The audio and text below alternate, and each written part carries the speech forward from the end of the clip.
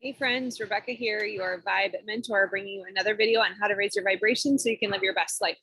Coming to you again from sunny South Florida in a tiki hut by the pool.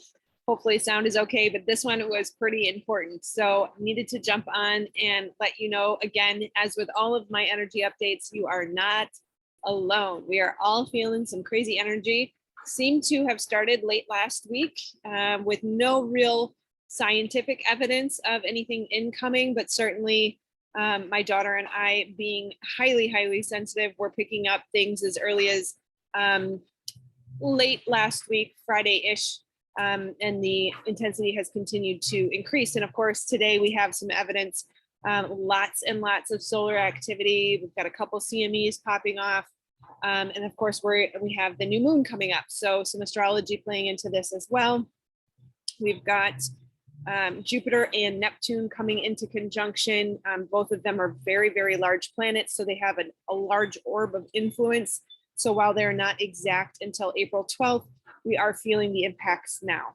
We also have a new moon in Aries coming up, conjunct Chiron, with Mercury being in the mix. Mars being in the mix as well. So Saturn and Uranus are still somewhat square, but that is separating. So that's less of an influence, but still yet a lot of planets interacting with each other right now.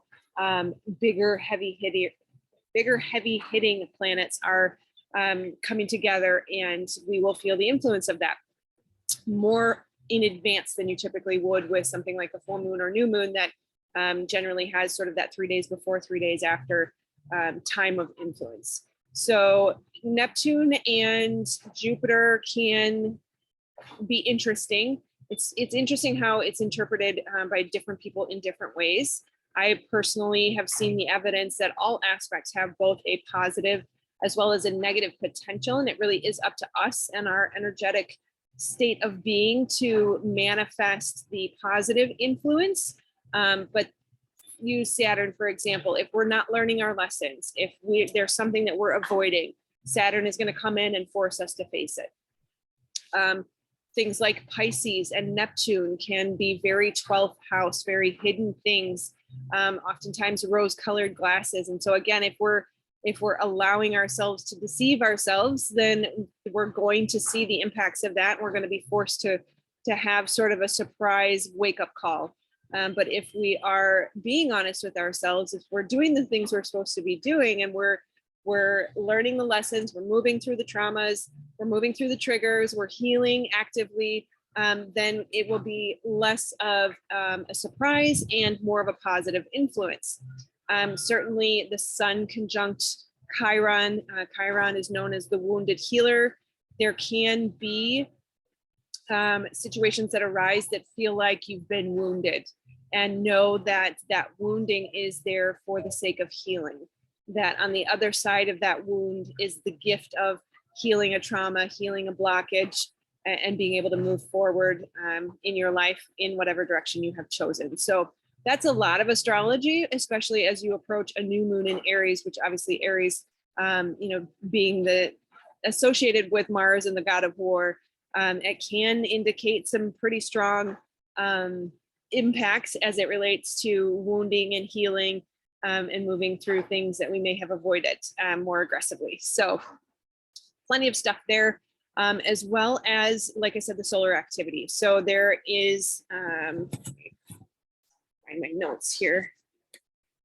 We had we'll jump back to yesterday, 4 M-class flares yesterday, 10 C-class flares, and then today we have seen 3 M-class flares and 7 C-class flares at the time of this filming, which is, what time is it? About 11 a.m. Eastern time. So combine the two, we have 7 M-class flares, 17 C-class flares. We've had a number of radio bursts as well as S1 radiation storm. We had 3 different CMEs erupt, and all of them were Earth facing. And those are expected to arrive March 31st into April 1st, which of course is perfectly timed with the new moon in Aries. So plenty of energy, lots of activity, lots of shifting going on. As always, no shortage of things to work through, gifts to assist us in our ascension process. So again, my point being, you're not alone. We are all in this together, and we just need to love on each other, support each other, and remember the self-care, lots and lots of rest, good food, kind words, remembering that your thoughts create the chemistry in your body and prompt the emotions that you feel. So remember, self-care is not just bubble baths and champagne. So ramp up the self-care and take care of each other. And I will see you on the next video. Take care, my friends. Namaste.